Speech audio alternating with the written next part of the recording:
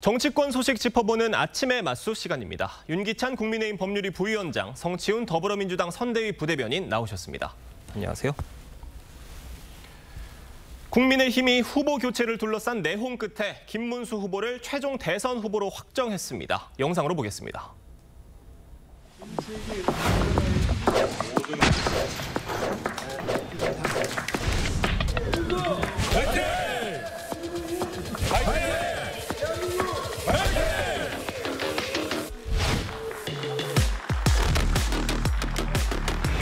저 역시 더 넓게 품지 못했던 점에 대해서 이 자리에서 진심으로 사과드립니다. 대한민국을 위해서 그리고 국민 행복을 위해서 저희 큰 절을 받아주시면 감사하겠습니다.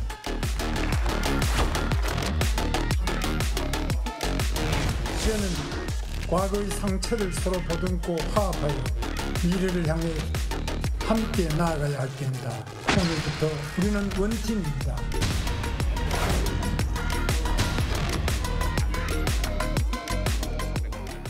참으로 혼란스러운 주말이었습니다. 이제 김문수 후보가 후보로 공식 등록을 하고 나서 이제는 원팀입니다라고 강조를 하기는 했지만 아직까지 내홍의 불씨는 조금 남아있는 것 같아요. 원팀으로 갈 수 있을 것으로 보십니까?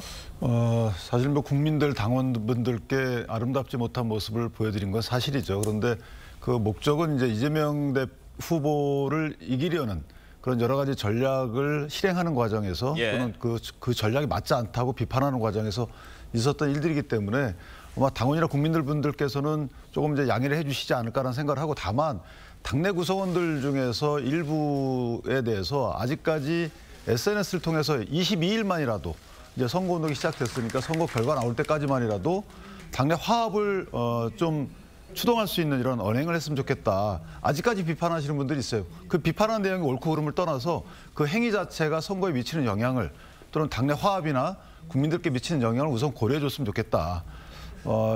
이 대선 이후에 당권 등을 염두에 둔 행보로 판단할 여지가 있다. 계속 그렇게 하시면 저는 따라서 그런 SNS 비판 활동을 좀 자제해 주시면 좋겠다라는 말씀을 드립니다. 많은 분들 그리고 중진 의원들을 중심으로 이제는 화합해야 될 때다 이런 목소리가 나오고는 있지만 일각에서는 여전히 더 책임을 질 사람은 져야 된다라는 목소리 나오고 있는 상황입니다. 밖에서 보시기 어떻습니까? 그렇죠. 노골적으로 이야기하면 한동훈 후보와 그리고 친한계 의원들을 중심으로 지금 사실 이번 주말에 있었던 엄청난 일에 대해서는 권영세 전 비대위원장뿐만 아니라 권선동 원내대표도 책임을 져야 한다라는 목소리를 내고 있는 것이거든요. 실제로 우리가 쌍권 하면서 그 두 권 씨의 비대위원장과 원내대표가 이번 일들을 이끌었다고 다 보고 있지 않습니까? 그렇기 때문에 그렇지만 아마도 지금 선거 기간 동안은 김문수 후보가 이거에 대해서 책임을 묻지 않겠다라고 하고 있기 때문에 갈등을 수습했다기보다는 갈등을 덮고 넘어갈 가능성이 있습니다. 근데 아까 말씀하신 것처럼 권성동 원내대표가 이렇게 자리를 유지하고 있는 이유가 아마도 이 대선 이후에 있을 전당대회 때 친윤 세력의 목소리를 좀 규합하기 위한 것이 아니냐라는 의구심이 또 반대에서는 그렇게 주장하고 있기 때문에 저는 이 갈등이 결국은 대선 이후에까지 더 이어질 것이다. 아마 그때 당대표를 뽑는 그 과정까지 이 친윤과 친한계의 갈등 그리고 탄핵 반대 세력과 탄핵 찬성 세력과의 갈등은 계속해서 이어질 거라고 봅니다. 권성동 원내대표가 당분간은 자리를 계속 유지할 것이다라고 관측을 해주셨는데 어떻습니까? 근데 이 부분은 저희가 국민들께 알릴 수 없는 그 부분이 있어요. 제가 좀 과정을 봤는데 지도부는 상당히 노력을 했어요. 그 노력 과정이 개인들의 당권을 위한 당권 포석이다. 저는 당권 포석을 위한 그런 행동이었다라고 비판하는 사람들이 당권을 목적으로 갖고 있는 것이 아닌가라는 생각이 들 정도로 그때는 두 분은 자리를 연연한 것이 아니고 사실은 이제 대의를 위해서 뭔가 노력을 꾸준히 해왔고 우리가 모르는 제안도 많이 주고받고 했기 때문에 그런 부분 차차 알려지겠지만 어쨌든 아직까지도 지도부에 대해서 이제 비판은 나중에 하시고 선거운동 과정에 이제 매진했으면 좋겠다. 그리고 당의 입장을 좀 대변하거나 최소한 민주당의 여러 가지 잘못된 행동에 대해서 비판하는 논조의 SNS 글이 좀 필요한 시기가 아닌가 이렇게 생각합니다. 알겠습니다. 김문수 후보는요, 단일화 과정에서 갈등을 겪었던 한덕수 전 총리와도 만남을 가지고 선대위원장직을 제안을 했습니다. 영상으로 보겠습니다. 한덕수 선배님을 모시고 제가 여러 가지 배우고 또 열심히 해서 우리 경제가 다시 한번 대도약을 할 수 있도록 해내겠습니다. 우선에 제가 할 수 있는 거는 선거대책위원장을 좀 맡아주셔서. 그 문제는 예. 물론 제가 할 수 있는 일을 하겠습니다만 조금은 좀 실무적으로 어떤 그런 게 적절한지는 조금 좀 논의를 하게 하는 게 좋겠습니다. 김문수 후보가 한덕수 전 총리를 선배님으로 칭하기도 하고요. 또 사부로 모시겠다 이런 얘기까지 하면서 선대위원장직을 좀 맡아달라 이렇게 얘기를 했는데 일단은 즉답을 피하는 모양새였습니다. 앞으로 한덕수 전 총리가 좀 어떤 선택할 것으로 보세요? 일단 당연히 선거를 돕죠. 그런데 그 직책과 관련돼서는 지금 당 일각이나 국민이나 민주당에서 이제 공격 포인트가 있잖아요. 예. 그 공격 포인트에 부합하는 듯한 직함을 가지면 안 된다는 생각을 갖고 계신 것 같습니다. 따라서 선대위원장으로서 만약에 등장했을 때 또 공격 포인트에 부합하는 듯한 행보를 저희가 부합하는 행위를 한 거이기 때문에 그것 관련돼서는 내부 논의 이외에 아마 김문수 후보님과의 여러 가지 논의를 거쳐서 결정하지 않을까 이렇게 생각합니다. 그러니까 돕기는 하지만 여러 가지 직에 대한 의미들을 생각했을 때 고심들이 좀 있을 것이다. 그런데 선대위원장으로 직함을 내걸었을 때 예. 이제 민주당에서는 또 저희가 예상할 수 있는 그런 내용의 공격을 할 거 아니겠어요? 그래서 만약에 선대위원장으로의 직함이 선거에 도움이 안 된다 그러면 굳이 거기에 직함을 내걸 필요는 없는 것이죠. 알겠습니다. 한덕수 전 총리가 대선 출사표를 낸 지 8일 만에 결국 하차를 하게 된 상황인데 민주당에서 보시기엔 좀 어떠세요? 사실 한덕수 전 권한대행의 차출 얘기가 나오고 실제 그 사퇴를 하고 나올 때부터 저는 계속해서 아마도 후보 등록도 제대로 못하고 드랍하게 될 것이다라고 얘기를 했었거든요. 이렇게 될 거를 다 많은 사람들이 예측을 했었습니다. 그렇기 때문에 저는 한 전 권한대행이 일단 국민들께 사과할 필요가 있다. 왜냐하면 60일 동안 좀 국가의 위기 관리를 하라고 국민들께서 임무를 맡겨주셨는데 그것을 내팽개치고 이렇게 나왔는데 8일 만에 무의로 돌아간 거에 대해서 본인의 뭔가 안타까움이나 아쉬움 이런 걸 뒤로 하고 국민들의 약속을 저버린 거에 대해서 다시 한번 좀 사과할 필요가 있다고 생각을 하고요. 전 이렇게 결과가 나온 것에 대해서 이제 대한민국에서 이 정치라는 것이 정치인이라는 것이 이제 하나의 전문직으로 국민들께 인식되고 있다고 생각합니다. 왜냐하면 아무리 40년 이상의 공직 생활을 했다 하더라도 정치라는 분야는 그분에겐 사실상 처음 맞는 일이거든요. 그러니까 윤석열 정부를 거치면서 윤석열 전 대통령도 검찰 생활을 수십 년을 했지만 정치인으로서 초보였고 초보 정치인이 국정 운영을 할 때 어떤 일들이 벌어지는지 국민들께서 많이 보셨거든요. 그렇기 때문에 한덕수 전 권한대행에 대해서도 이렇게 경력이 없는 정치 경력이 없는 사람에 대한 이런 불신이 결국 이런 결과를 낳은 것이 아닌가 저희는 그렇게 보고 있습니다. 네, 어찌됐건 후보 등록은 김문수 후보로 마무리가 됐고요. 당 내홍은 수습되어 가는 과정에 있는 상황입니다. 이런 상황에서 김문수 후보가 새 비대위원장에 90년생 초선 김용태 의원을 내정하면서 파격 인선이다 이런 이야기가 나오고 있는데 여러 가지 고려가 있는 판단이었던 것 같아요. 어떻게 보십니까? 그러니까 김문수 대선 후보 입장에서 보면 당의 사실은 이제 그동안의 지도 계속성을 이어가면서 조금 더 국민들께 신선함을 줄 수 있고 또 예. 하나는 이제 당의 개혁을 상징할 수 있는 나 앞으로 대통령이 되면 당의 개혁도 같이 상에서 이끌고 가겠다라는 메시지를 던지고 싶었던 것 같고 그런 메시지로 이제 김용태 가장 최연소 의원을 선택한 부분이 있습니다. 김용태 의원의 경우는 이제 비대위원으로 또 재임하고 있었기 때문에 당의 지도부를 연속해서 갖고 가겠다라는 의지의 표현을 국민께 각인시킬 수 있고 또는 당에는 이제 안정감을 줄 수가 있어요. 왜냐하면 김문수 후보에 대한 여러 가지 또 불안함도 있었거든요. 그런 불안함을 해소시킬 수 있는 저는 개인적으로 적절한 한 수였다라는 생각을 하고 있고 또 하나 이준석 개혁신당 후보와의 단일화 부분, 예. 연대 부분에도 어느 정도 끈이 이어질 수 있는 카드이기 때문에 저는 적절한 카드였다고 생각합니다. 민주당에서는 김용태 의원을 비대위원장에 내정한 거 좀 어떻게 바라보고 계세요? 글쎄요, 아무래도 김문수 후보가 고령이다 보니까 본인의 그런 고령 리스크 같은 것들을 좀 상쇄하기 위한 선택인 것 같다라는 판단도 있습니다만 저는 김용태 위원장이 제 역할을 하길 바랍니다. 그리고 잘하길 바랍니다. 뭔가 먼저 지금 김문수 후보나 지금 국민의힘 이 주류에서 지금 인정하지 않고 있는 윤석열 전 대통령의 비상계엄에 대한 사과나 아니면 이 탄핵을 반대했던 분들의 이런 입장, 선화 이런 것들을 좀 이끌어주길 바랍니다만 지금 결국 같이 가고 있는 그 비대위원장과 우리가 아까 제가 소도에서 하면서 쌍권했던 것처럼 비대위원장은 결국 그 원내대표와 함께 당을 이끌어가는 쌍두마차 아닙니까? 근데 권성동 원내대표라는 상당히 노련한 정치인이 있기 때문에 김용태 비대위원장이 펼치고자 하는 그런 뭐 좀 개혁적인 목소리나 이런 것들이 과연 먹힐 수 있을 것인가라는 좀 의구심을 저희는 여전히 갖고 있고, 그리고 아마도 이준석 후보와의 단일화 역시 사실 과거에 그 천하용인하면서 함께했던 그 정치 세력이긴 합니다만 그 이후로 사실 이준석 후보가 당을 국민의힘을 나가면서 그 이후로는 결별한 건 아니겠습니까? 그렇기 때문에 그 과정 속에서 그렇게 큰 역할을 해내진 못할 것이다. 하지만 그럼에도 불구하고 저는 김용태 비대위원장이 지금 친윤 세력들을 비롯한 국민의힘의 이런 주류 정치인들이 이끌었던 좀 구태한 모습들을 좀 벗어내는 그런 역할을 좀 해주길 바랍니다. 그러니까 김용태 의원을 비대위원장에 내정을 한 게 결국에는 개혁신당 이준석 후보와의 단일화를 염두에 둔 어떤 그런 판단이다라는 여러 가지 분석들이 있는 건데, 그 단일화 가능성에 대해서 지금 여러 가지 말들이 나오고 있습니다. 보시기 어떻습니까? 단일화 가능성은 당연히 살아있죠. 그런데 이제 문제는 이제 판세가 어떻게 변하느냐에 따라 달라질 수 있다고 봅니다. 예컨대 이준석 개혁신당 대표의 경우에는 이제 지지율, 저희가 알 수 있는 지지율을 통해서 지지율이 만약에 일정 수준 이하로 떨어지면 단일화 가능성이 훨씬 더 커지는 거고, 일정 수준 이상으로 올라간다고 판단이 되면 또 단일화 가능성이 상당히 낮아지는 것이고, 또 하나는 이제 국민적 시각에서 보면 지금 대선뿐만 아니고 다음 지방선거의 판세를 원하는 판세가 만약에 3자 구도다.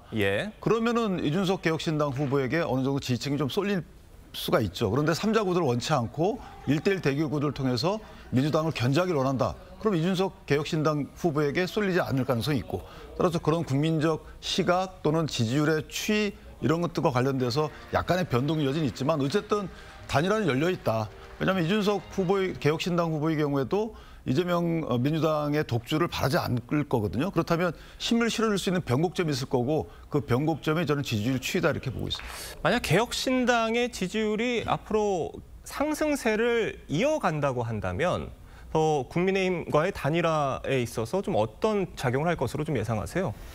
그러니까 지금 개혁신당의 당원이 9만 명으로 제가 알고 있는데, 그 당원 9만 명의 뜻과 책임 당원만 한 76만 명 되는 국민의힘의 뜻이 부딪혔을 때 국민의힘 입장에서 보면 사실은 다음 선거를 염두에 두지 않을 수가 없는 것이고, 그럼 이 3자 구도, 예전에 안철수 국민의당과의 3자 구도에서 있었던 여러 가지 문제점 등을 반추해 보면 사실은 개혁신당이 3자 정립할 수 있는 그런 정치적 기반은 마련을 해주지 않을 가능성이 커요. 그렇기 때문에 이런 만약에 정치적 국민적 의사가 지지율을 편이 된다 그러면 저는 이준석 개혁신당 후보도 그 현실에 부합하는 행보를 하지 않을까 이렇게 생각합니다. 알겠습니다. 앞으로 여론의 추이를 잘 지켜봐야 될 것 같습니다.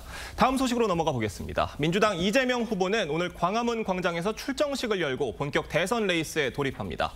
이 공식 선거 운동을 하루 앞둔 어제는 이 당의 텃밭인 전남을 찾아서 경청 투어 일정을 마무리했는데요. 그 모습 보겠습니다.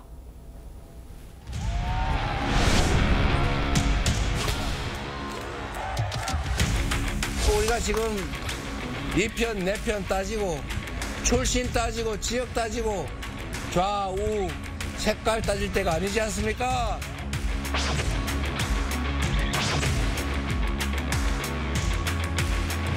내란 동조 세력 국민의힘에 내란을 비호하는 후보, 이렇게 해가지고 어떻게 국민의 선택을 받겠다고 할 수 있겠습니까? 윤석열 전 대통령이 국민을 상대로 총부리를 들이댄 내란 행위에 대해서 먼저 석고 대죄부터 해야 된다고.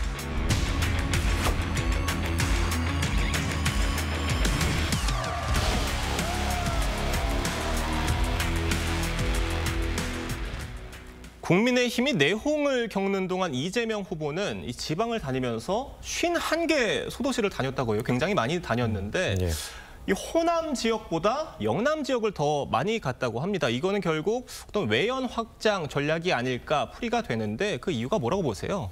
아무래도 지난 그 22년 대선을 떠올려 보면 0.7%라는 아주 작은 표차로 패배하지 않았습니까? 그때 이제 영남 지역의 표를 많이 받지 못했습니다. 그렇기 때문에 영남 지역에서 이번에는 반드시 더 지난 대선보다 훨씬 더 많은 표를 받아서 승리로 이끄는 원동력으로 만들겠다라는 후보의 의지가 있었고요. 그리고 단순히 영남 지역을 많이 찾은 것뿐만 아니라 아까도 보셨습니다만 이재명 후보의 메시지나 그리고 최근에 내놓고 있는 뭐 정책적 발언들을 보더라도 이전에 그 민주당이 전통적으로 추구했던 진보의 가치 이런 것들을 우린 고집하지 않겠다라는 의지가 보입니다.